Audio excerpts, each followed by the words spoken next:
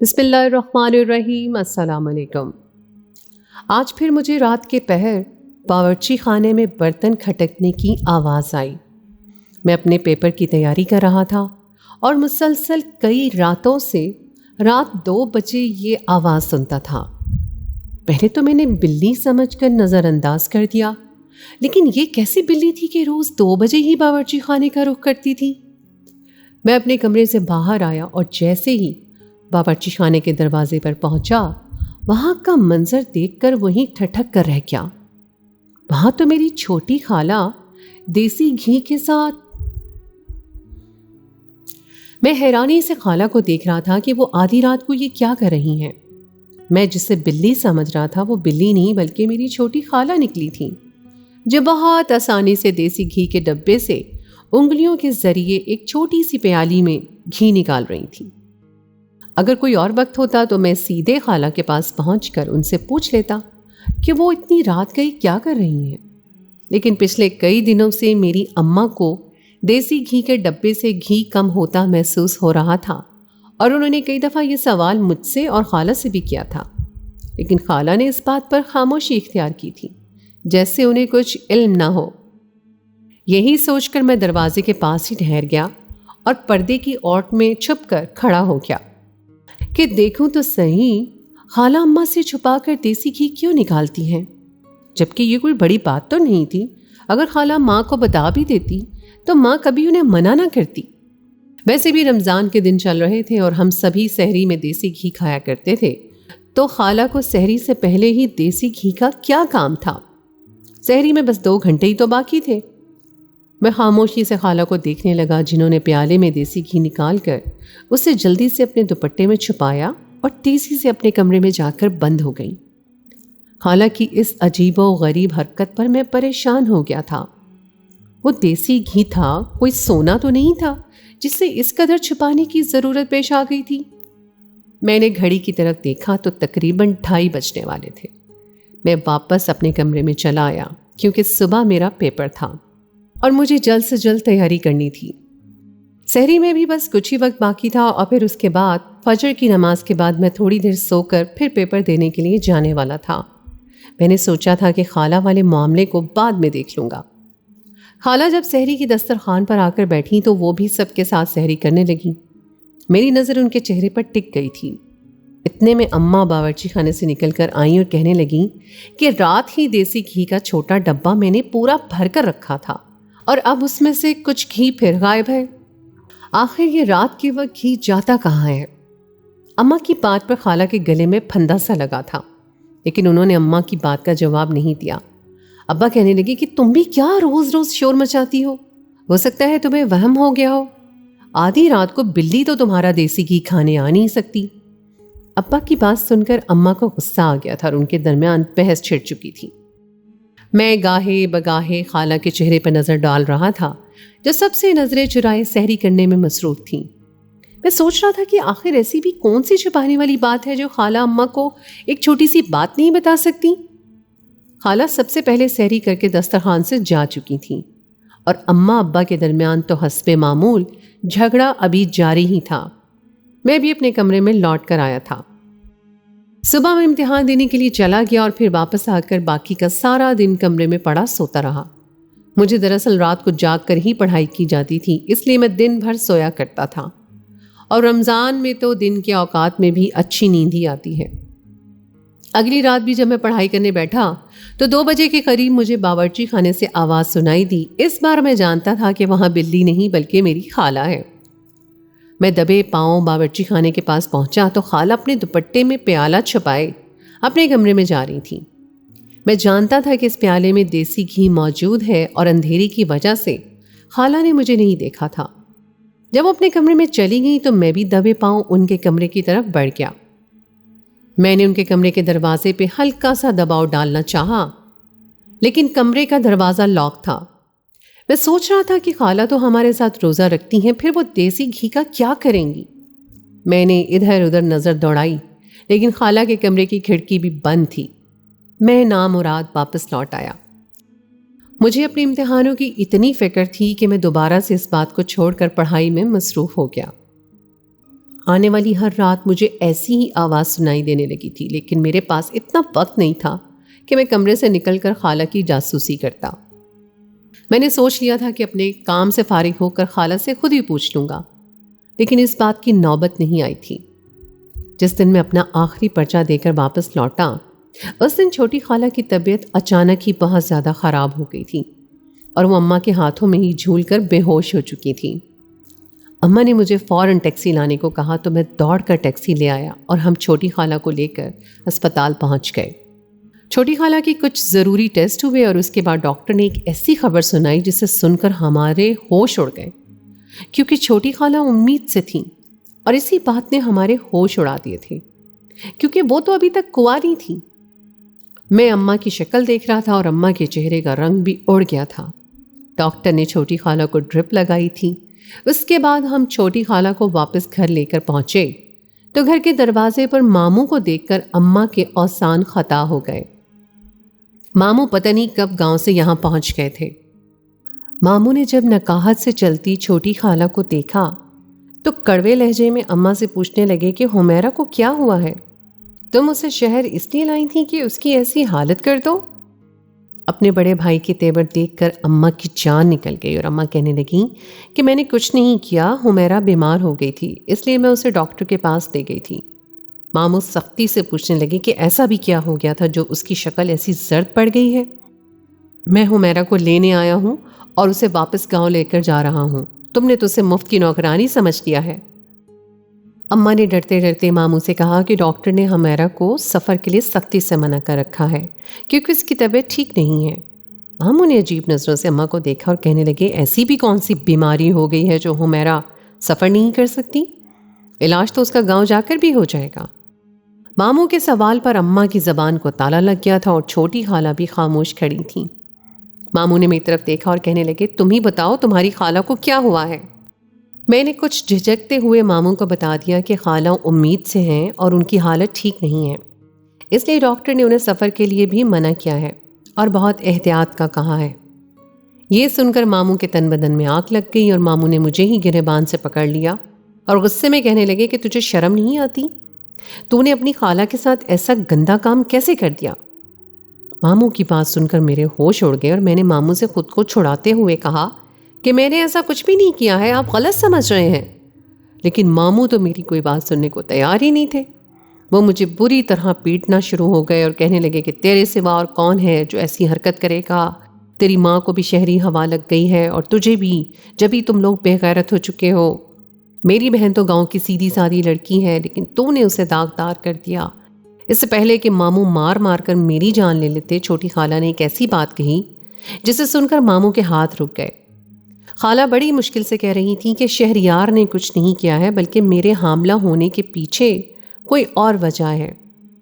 اور پھر خالہ نے ایک ایسا راز بتایا جسے سن کر ہمارے ہوش اڑ گئے، کیونکہ خالہ تو میرا نام شہریار ہے اور میرے بورڈ کے امتحانات نزدیک تھے۔ جب ہی گاؤں سے چھوٹی خالہ کا فون آیا کہ نانی کی طبیعت بہت خراب ہے، وہ اماں کو فوری گاؤں آنے کا کہہ رہی تھیں۔ میں نے تو اماں کو ساتھ جانے کے لیے صاف منع کر دیا۔ نانی کی بیماری کا سن کر اماں فوراً اکیلی ہی گاؤں بھاگی تھیں، لیکن جب وہ واپس آئیں تو اکیلی نہیں تھیں بلکہ چھوٹی خالہ بھی اماں کے ساتھ تھیں۔ میں چھوٹی خالہ کو دیکھ کر حیران ہوا کہ نانی کی اتنی شدید بیماری کے باوجود اماں کیوں چھوٹی خالہ کو ساتھ لے آئی ہیں؟ نانی اکیلے کیسے گزارا کریں گی؟ میرے پوچھنے پر اماں نے کوئی جواب نہ دیا اور سفر کی تھکان کا کہہ کر اپنے کمرے میں چلی گئیں، جبکہ چھوٹی خالہ کا سارا سامان علیحدہ کمرے میں لگا دیا گیا۔ میں 14 سال کا لڑکا تھا اور مجھے تنہا رہنے کی عادت تھی۔ میں چھوٹی خالہ کا ساتھ پا کر کچھ پریشان تھا کیونکہ میرے امتحان بھی قریب تھے اور مجھے پڑھائی میں توجہ بھی دینی تھی۔ چھوٹی خالہ بھی شہر آ کر عجیب و غریب حرکتیں کر رہی تھیں۔ وہ گھر کی ایک ایک چیز کو الٹ پلٹ کر ایسے دیکھتیں جیسے ان کے لیے بہت ہی نایاب ہوں۔ میں انہیں نظر انداز کر کے پڑھنے بیٹھ گیا تھا۔ دل دل میں مجھے اماں پر بہت غصہ آ رہا تھا جو پتہ نہیں کیوں چھوٹی خالہ کو ساتھ لے آئی تھیں۔ ہمارا گھر اتنا بڑا نہیں تھا کہ میں چھوٹی خالہ کو پوری طرح نظر انداز کر کے اپنی پڑھائی پر دھیان لگا پاتا۔ خالہ بھی بار بار میرے کمرے کا چکر کاٹ رہی تھیں۔ جیسے ہی رات ہوئی اور خالہ سونے کے لیے لیٹیں، میں فوراً اماں کے کمرے میں پہنچ گیا اور اماں سے کہا کہ خالہ کو اپنے ساتھ لانے کی کیا ضرورت تھی؟ آپ کو پتہ بھی ہے کہ میرے امتحان قریب ہے اور ہمارا گھر کتنا چھوٹا ہے، آپ نے تو انہیں لا کر میرے ہی سر پر مسلط کر دیا۔ اماں نے عجیب نظروں سے میری طرف دیکھا اور کہنے لگی کہ بس کچھ دنوں کی بات ہے، اس سے برداشت کر لو۔ میں خود بھی اسے یہاں نہیں لانا چاہتی تھی، لیکن میری بیمار ماں نے میرے آگے ہاتھ جوڑ کر اسے میرے ساتھ بھیج دیا ہے، میں انکار نہیں کر سکی۔ اب پتہ نہیں اماں وہاں حمیرہ کے بغیر اکیلے کیسے گزارا کریں گی۔ تمہاری مامی تو اماں کی بالکل دیکھ بھال نہیں کرے گی۔ اماں خود بھی نانی کی طرف سے بہت پریشان نظر آ رہی تھیں۔ پھر اماں نرمی سے کہنے لگیں کہ تیری نانی نے کہا ہے کہ کچھ دن بعد وہ خود ہی فون کر کے حمیرہ کو واپس بلوا لیں گی، جب تک تم اسے برداشت کر لو۔ میں پاؤں پٹکتا ہوا کمرے میں واپس آ گیا۔ دراصل امتحان کی تیاری کے لیے آج کل میرے دوستوں کا بھی ہمارے گھر آنا جانا لگا ہوا تھا، اور میری خالہ ان پڑھ ہونے کے ساتھ ساتھ بہت ہی زیادہ سیدھی سادی بھی تھیں، اور میں انہیں اپنے دوستوں سے نہیں ملوانا چاہتا تھا۔ پہلے ہی میرے شہری دوست مجھے پینڈو کہہ کر چھیڑتے تھے، اور اگر خالہ کی حرکتوں کو دیکھ لیتے تو میرا پوری طرح مذاق بناتے۔ نہ ہی خالہ کو شہری طریقے آتے تھے اور نہ ہی وہ اماں میں ملتی تھیں، بلکہ کبھی کبھی تو میں حیران ہوتا کہ وہ اماں کی بہن ہی نہیں لگتی تھیں۔ میری اماں شہر آ کر یہاں کے طور طریقے سیکھ چکی تھیں، شاید اسی لیے دونوں بہنوں میں زمین آسمان کا فرق آ چکا تھا۔ میں کمرے میں واپس آیا تو چھوٹی خالہ میرے ہی کمرے میں بیٹھی تھیں۔ مجھے دیکھ کر عجیب طرح سے مسکرا کر پوچھنے لگیں کہ تمہیں میرا شہر آنا اچھا نہیں لگا؟ تم پریشان نہ ہو، میں جلدی واپس چلی جاؤں گی۔ ان کے لہجے میں ایسی اداسی تھی کہ میں ان کی بات سن کر شرمندہ ہو گیا۔ شاید انہوں نے میری اور اماں کی ساری باتیں سن لی تھیں۔ میں نے فوراً خالہ سے کہا کہ ایسی کوئی بات نہیں ہے، دراصل میرے امتحان قریب ہے نا، اس لیے میں پریشان رہتا ہوں۔ مجھے اندازہ نہیں تھا کہ خالہ کے کانوں میں میری بات پڑ جائے گی۔ تھوڑی دیر میں ہی اماں دیسی گھی کا ڈبہ لے کے کمرے میں آئیں اور اپنی عادت کے مطابق مجھے زبردستی 2 چمچ دیسی گھی پلانے لگیں۔ ہمارے گھر کا رواج تھا کہ سونے سے پہلے دیسی گھی کے 2 چمچ پینے پڑتے تھے۔ دیسی گھی کا ڈبہ دیکھ کر خالہ کی آنکھوں میں عجیب سی چمک آ گئی اور وہ خوشی خوشی پوچھنے لگیں کہ تم لوگ بھی دیسی گھی کا ڈبہ رکھتے ہو؟ میں نے اماں کو بتایا کہ اماں ہر بار گاؤں سے ہی تو دیسی گھی لے کر آتی ہیں۔ خالہ نے اماں سے دیسی گھی کا ڈبہ لیا اور اسے سونگنے لگیں۔ اماں نے خالہ سے ڈبہ واپس لیا اور باورچی خانے میں رکھنے چلی گئیں۔ دیسی گھی کے اس ڈبے میں اماں کی جان بستی تھی، کیونکہ اماں گاؤں سے یہی واحد سوغات لے کر شہر واپس آیا کرتی تھیں۔ اماں کے جانے کے بعد خالہ کہنے لگیں کہ دیسی گھی دیکھ کر مجھے گاؤں کی یاد آ گئی ہے۔ خالہ کی اس بات پر مجھے بہت ہنسی آئی تھی۔ میں دل میں سوچنے لگا کہ پتہ نہیں خالہ کا یہ پینڈو پن کب ختم ہوگا۔ لوگ شہری زندگی کے لیے ترستے ہیں اور خالہ کو ہر بات میں گاؤں کی یاد ستاتی تھی۔ میں یہ سوچ کر خالہ کے ساتھ دن جیسے تیسے گزارنے لگا کہ بس کچھ ہی دنوں کی بات ہے، پھر خالہ واپس چلی جائیں گی۔ لیکن خالہ کی حرکتیں تو بہت ہی عجیب و غریب ہوتی جا رہی تھیں۔ وہ آدھی رات کو اٹھ کر بیٹھ جاتی اور سارے گھر کا چکر کاٹنے لگتی۔ میرے پوچھنے پر کہتی کہ انہیں شہری فضا راس نہیں آ رہی ہے۔ بنا دروازہ بجائے میرے کمرے میں چلی آتی، میرے بستر پر بیٹھ کر میری کتابیں دیکھنے لگتیں اور کبھی کبھی میرے بالوں میں ہاتھ پھیر کر مجھ سے عجیب و عجیب باتیں پوچھتیں۔ ابا دفتر سے لوٹتے تو خالہ ان کے آگے پیچھے گھومنے لگتیں اور ابا کی خدمت میں کوئی کسر نہ چھوڑتیں۔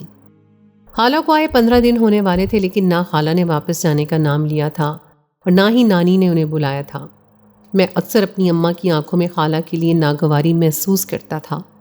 مجھے ایسا لگتا جیسے اماں کو خالہ کا ہمارے گھر آ کر رہنا کچھ پسند نہیں آیا تھا اور وہ خود بھی خالہ کو جلد سے جلد واپس بھجوانا چاہتی تھیں۔ لیکن ایسا کیوں تھا، مجھے اس بات کا علم نہیں تھا۔ اور پھر اماں ہر روز سحری میں دیسی گھی کے غائب ہونے کی شکایت کرنے لگیں۔ اماں نے مجھ سے بھی پوچھا کہ کیا تم نے دیسی گھی نکالا ہے؟ میں نے عجیب نظروں سے اماں کو دیکھا۔ رمضان میں تو پہلے ہی مجھ سے کچھ کھایا نہیں جاتا تھا اور میرے لیے دیسی گھی کھانا تو ویسے ہی بہت مشکل کام تھا۔ اماں ہر وقت پریشان ہو کر یہی کہتی رہتی کہ پتہ نہیں دیسی گھی کے ڈبے سے روزانہ تھوڑا سا دیسی گھی کہاں چلا جاتا ہے۔ ابا کو لگ رہا تھا کہ اماں کو وہم ہو گیا ہے، اور شروع میں تو مجھے بھی یہی لگا تھا، لیکن پھر میں جان گیا کہ دیسی گھی جاتا کہاں ہے۔ ایک رات میں پوری طرح پڑھائی میں مگن تھا کہ ایک دم ہی میں چونک گیا، کیونکہ باورچی خانے سے عجیب و غریب آوازیں آ رہی تھیں۔ شاید بلی باورچی خانے میں گھستی ہے۔ شروع میں تو میں کچھ دن اس بات کو نظر انداز کرتا رہا اور یہی سمجھتا رہا کہ شاید بلی باورچی خانے میں گھستی ہے، لیکن جب روز رات کو 2 بجتے ہی ایسی آوازیں آنے لگتیں تو ایک دن تجسس میں آ کر میں باورچی خانے میں پہنچ گیا اور یہ دیکھ کر حیران رہ گیا۔ میرے سامنے باورچی خانے میں خالہ کھڑی تھیں اور ان کے سامنے دیسی گھی کا ڈبہ کھلا ہوا تھا اور خالہ نے اپنی 2 انگلیاں دیسی گھی کے ڈبے میں ڈال رکھی تھیں۔ 2-4 دن دیکھنے کے باوجود بھی مجھے سمجھ نہیں آ رہا تھا کہ خالہ دیسی گھی کا کرتی کیا ہے، کیونکہ سارا دن تو ہم سبھی روزے سے ہوتے تھے۔ رات کو اماں خود ہی ہمیں دیسی گھی پلاتی تھیں اور سحری میں بھی اماں خود ہی دسترخوان پر دیسی گھی لا کر سجا دیا کرتی تھیں۔ پھر اس چوری چپکے گھی نکالنے کے پیچھے کیا وجہ تھی؟ اس سے پہلے کہ میں یہ سچ جان پاتا، خالہ کی طبیعت اتنی خراب ہوئی کہ ہم انہیں اسپتال لے گئے اور وہاں جا کر پتہ چلا کہ وہ حاملہ ہو گئی ہیں۔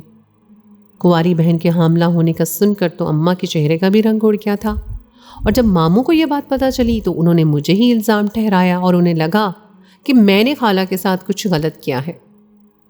لیکن پھر خالہ نے ایک ایسے سچ سے پردہ اٹھایا کہ ہم سب کے قدموں تلے سے زمین نکل گئی۔ دیسی گھی کا راز بھی کھل کر سامنے آ گیا تھا۔ خالہ کی پوری بات سن کر اماں زاروں قطار رونے لگیں اور ماموں نے اپنا چہرہ موڑ لیا تھا۔ خالہ بہت مجبور تھیں اور انہوں نے جو کچھ کیا تھا وہ مجبوری میں ہی کیا تھا۔ جو کچھ خالہ کے ساتھ ہوا تھا وہ بھی ٹھیک نہیں تھا۔ میں خالہ کو سہارا دے کر ان کے کمرے میں لے آیا اور ان کے قدموں میں بیٹھ کر ان سے معافی مانگنے لگا۔ میں نے بھی ان کے ساتھ بہت غلط سلوک کیا تھا اور انجانے میں انہیں برا سمجھ بیٹھا تھا۔ خالہ نے مجھے معاف کر دیا اور سینے سے لگا لیا اور محبت سے کہنے لگیں کہ اس میں تمہاری کیا غلطی ہے، تم تو ابھی نادان ہو، چھوٹے بچے ہو، میری وجہ سے تو تمہیں بھی بہت پریشانی ہوئی ہے۔ میں جلد ہی یہاں سے چلی جاؤں گی اور پھر کبھی پلٹ کر واپس نہیں آؤں گی۔ میں نے خالہ کے ہاتھوں کو پکڑ کر چوم لیا اور کہا کہ آپ کو یہاں سے جانے کی کوئی ضرورت نہیں ہے، آپ حاملہ ہو گئی ہیں اور آپ کو صحیح دیکھ بھال کی ضرورت ہے۔ ڈاکٹر نے بتایا ہے کہ آپ کے ساتھ بہت زیادہ مسائل ہیں، گاؤں جا کر آپ کو ایسی سہولیات نہیں ملیں گی، اس لیے جب تک آپ کا بچہ نہیں ہو جاتا آپ شہر میں ہی رہیں گی۔ میری بات سن کر خالہ کی آنکھوں میں آنسو آ گئے۔ میں انہیں چھوڑ کر باورچی خانے میں گیا اور دیسی گھی پیالے میں ڈال کر ان کے پاس لے آیا اور خود اپنے ہاتھوں سے انہیں کھلانے لگا۔ خالہ روتے روتے بھی میری اس حرکت پر مسکرا اٹھی تھیں۔ میرے ابا نے ماموں کو واپس گاؤں بھگا دیا تھا اور کہا تھا کہ اب دوبارہ یہاں آنے کی ضرورت نہیں ہے۔ جو بھائی اپنی بہن کی خوشیوں کی حفاظت نہیں کر سکتا وہ بھائی کہلانے کے لائق ہی نہیں ہے۔ ابا نے خالہ کے سر پر ہاتھ رکھ دیا تھا اور کہا تھا کہ تمہیں فکر کرنے کی کوئی ضرورت نہیں ہے، اب میں تمہارا بھائی ہوں۔ اماں نے بھی خالہ سے اپنے رویے کی معافی مانگ لی تھی۔ چھوٹی خالہ نے اماں کے سامنے اس بات کا اعتراف کیا تھا کہ دیسی گھی کے ڈبے سے وہی انگلی ڈال کر دیسی گھی نکالا کرتی تھی، کیونکہ حاملہ ہونے کی وجہ سے قدرتی طور پر انہیں دیسی گھی کی خوشبو بھی بہت اچھی لگنے لگی تھی اور بار بار خود بخود ان کا دل دیسی گھی کھانے کے لیے مچلتا تھا۔ کیونکہ رمضان کی وجہ سے گھر میں سب کا ہی روزہ ہوتا تھا اور ایسے میں دن کے وقت باورچی خانے میں جانا انہیں اچھا نہیں لگتا تھا، اسی لیے وہ آدھی رات کو ہی تھوڑا سا دیسی گھی نکال کر کمرے میں رکھ لیا کرتی تھیں۔ اس ڈر سے انہوں نے کبھی ایک ساتھ زیادہ گھی نہیں نکالا تھا کہ اماں کو علم ہو جاتا، لیکن اماں کی نظر تو پھر بھی بہت تیز ٹھہری تھی۔ دراصل خالہ جب اماں کے ساتھ شہر آئی تھیں تو اس وقت وہ حاملہ تھی۔ نانی نے اپنی طبیعت کا بہانہ بنا کر اماں کو جان بوجھ کر گاؤں بلوایا تھا اور خود ہی چھوٹی خالہ کو اماں کے ساتھ شہر بھیجا تھا، کیونکہ نانی کو معلوم تھا کہ چھوٹی خالہ امید سے ہیں۔ ماموں اور ممانی خالہ کی شادی نہیں کروانا چاہتے تھے اور نانی نے چپکے سے خالہ کی شادی اپنی بھانجی کے دیور سے کروا دی تھی۔